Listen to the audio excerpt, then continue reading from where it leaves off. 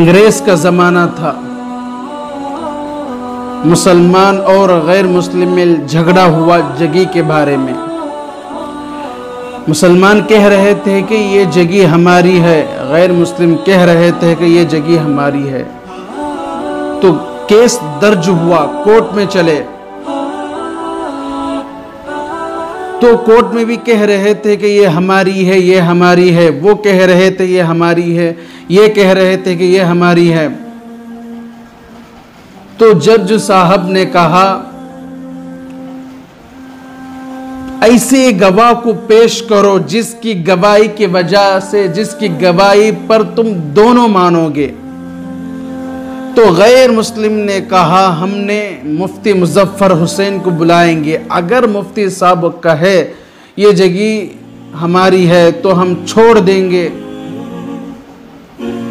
तो मुफ्ती मुजफ्फर हुसैन को साहब को बुलाते हैं, वो तशरीफ़ लाते हैं। जज साहब ने कहा मुफ्ती साहब क्या कहते हो? तो मुफ्ती साहब ने कहा देखो जज साहब, मैं सच कहूं तो मेरी कौम मुझे बुरा भला कहेगी, अगर मैं झूठ बोलूं तो अल्लाह नाराज हो जाएगा।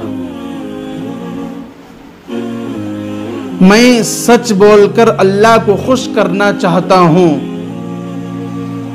अल्लाह को राजी करना चाहता हूं, झूठ बोलकर मैंने अल्लाह को नाराज करना नहीं चाहता। तो मुफ्ती साहब ने कहा ये जगह हमारी नहीं है। तो पहले तो मुसलमान इत्मीनान से थे कि मुफ्ती साहब हमारे हैं, हमारे हक में फैसला करेंगे, गवाही देंगे। जब मुफ्ती साहब ने कहा हमारी नहीं है तो लोग उनको बुरा भला कहने लगे। जज साहब जो अंग्रेज के जज थे, उन्होंने जो कलम लिख रहे थे वो लिखना छोड़कर खड़े हो गए, खड़कर कहने लगे आज मुसलमान हार गए पर इस्लाम जीत गया।